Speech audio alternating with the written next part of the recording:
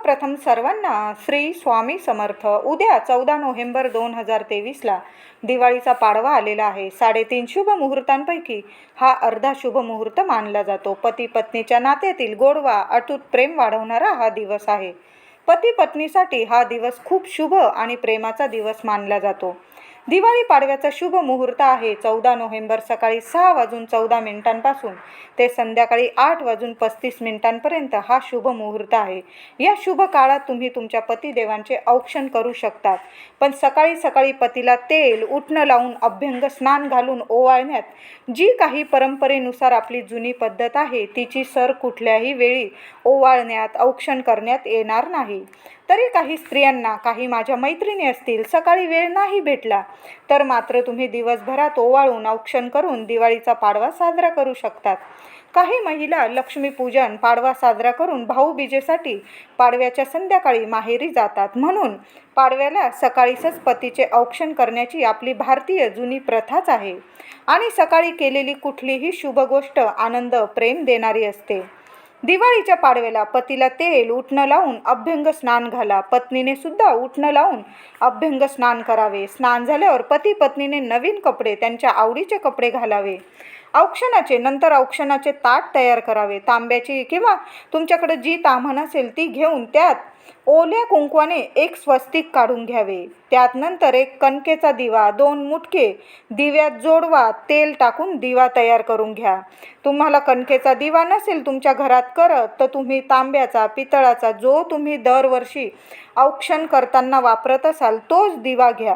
तुम्ही तुमची परंपरा मोडून टाकायची काही गरज नाही. कोणाचं ऐकून काही करू नका. तुम्ही कणकेचा दिव्यानेच तुमच्या पतिदेवांचं औक्षण करत असाल तर परंपरेनुसार तसंच करा. आणि तुम्ही चांदीचा, तांब्याचा, पितळाचा जो दिव्याने तुम्ही पतीचे औक्षण करत असाल त्याच दिव्याने आपल्या पतीचं औक्षण करा. त्यानंतर ताटात एक सुपारी, सोन्याची अंगठी किंवा तुमच्याकडे जी सोन्याची वस्तू असेल औक्षण करण्यासाठी ती ठेवावी. हळदी, कुंकू, अक्षता, थोडासा कापूस, मिठाई किंवा साखर या सर्व वस्तू ताटात नीट छान सजवून छानसं औक्षणाचं ताट तयार करावे. पूर्व पश्चिम पाठ ठेवून पाटाभोवती छान रांगोळी काढा. पाटावर पतिदेवांना बसावयास सांगा. पतीचे एका ताटात पाय ठेवून त्यांचे पाय धुवावे. पाय पुसून घ्यावे आणि पतीचे पाय धुतलेले पाणी थोडेसे पत्नीने आपल्या मस्तकी लावावे. म्हणजे जिथं आपण कुंकू भरतो भांगात तिथं थोडंसं 2 थेंब का होईना पतीचे पाय धुतलेले पाणी ते मस्तकी लावावे. यामुळे काय होतं, पती पत्नीमध्ये गोडावा, प्रेम आणि आदर, समजूतदारपणा, आनंद, सौभाग्य निर्माण होते. तुम्हाला उपाय जमत असेल, पटत असेल तर करा. पण हा उपाय खूप जुना आणि परंपरेनुसार म्हणून मी सांगत आहे. तुम्ही पतीला पाटावर बसवताच एका छोट्याशा ताटात पतीचे पाय धुवा. अगदी नुसते अंगठ्याचे बोटं जरी धुतले तुम्ही तरीही चालेल. कारण स्नान करून जेव्हा बाहेर येताच आपण औक्षण करणार आहोत. थोडेसे फक्त पायावर पाणी टाकून घ्या आणि त्या पायावरचं खाली पडलेलं, ताटात पडलेलं पाणी तुम्ही फक्त पत्नीने अगदी थोडंसं 2-3 थेंब आपल्या मस्तकी, कपाळावर लावायचं आहे. तर यामुळे खूप गोडावा आणि आदर, समजूतदारपणा, आनंद, सौभाग्य निर्माण होतो. आणि पत्नीचा हा उपाय पतीसाठी कायम रक्षा कवच म्हणूनच असतो.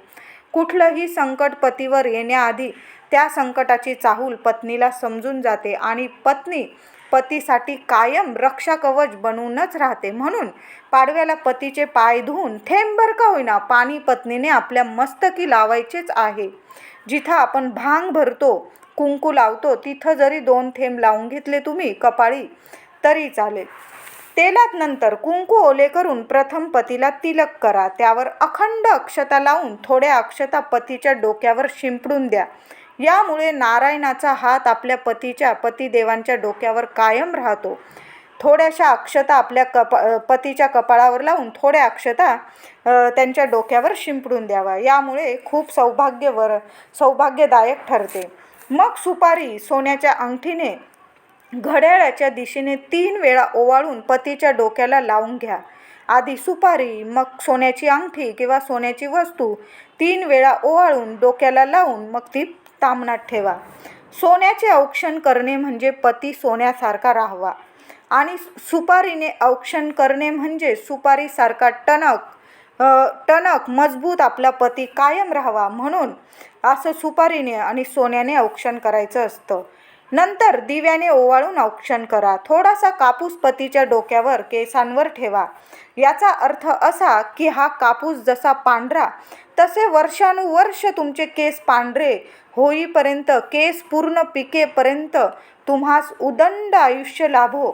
एक प्रकारचा पत्नी आपल्या पतीला आशीर्वाद म्हणूनच पतीच्या डोक्यावर थोडा का होईना कापूस ठेवा.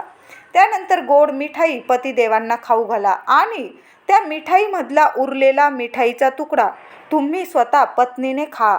यामुळे दोघांमध्ये प्रेम आदर वाढतो.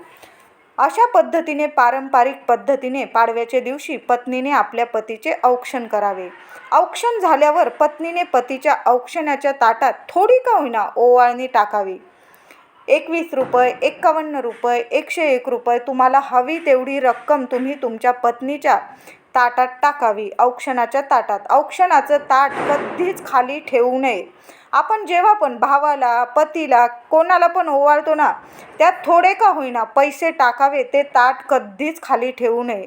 काहीतरी रक्कम टाकावीच. शुभ ठरते, भरभराट राहते पतीच्या खिशात पण आणि पत्नीच्या हातात पण. म्हणून कधी पण ओवाळा तुम्ही. भाऊ बहिणी भावाला ओवाळताना भावाने सुद्धा ताटात थोडी का होईना तुम्ही काही गिफ्ट देत असाल ते पण द्या आणि थोडी का होईना रक्कम आपल्या बहिणीच्या ताटात अवश्य टाका.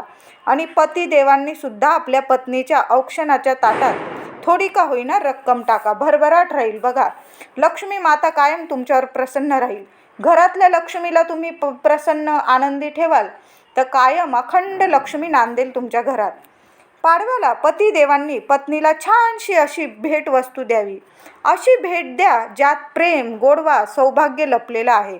जसे की सोन्याच्या बांगड्या तुमच्या ऐपतीनुसार सोन्याच्या द्या, काचीच्या द्या, बांगड्या, पैंजण, जोडवी, सोन्याच्या अंगठीची जोडी, एक अंगठी पतीला, एक अंगठी पत्नीला. आजकाल अशा पण सोनाराच्या दुकानात अंगठ्या मिळतात, आधीपासूनच मिळतात.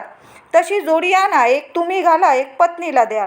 हे पण छान गिफ्ट होईल. साडी, ब्लाऊज पीस अशा वस्तू पतीने पत्नीला द्या ज्या जोडीने असतील. त्यामुळे पती पत्नीच्या प्रेमात आदर, गोडवा, प्रेम निर्माण होतं. जी तुम्हाला देता येईल ती भेटवस्तू द्या. आपल्या खिशाला तुम्हाला जी परवडेल तीच द्या. पत्नीला अगदी छोटीशी वस्तू जरी दिली ना, पत्नी खुश असते. पण आठवणीने द्या. हा दिवस रोज येत नाही, वर्षातून 12 महिन्यातून एकदाच येत असतो.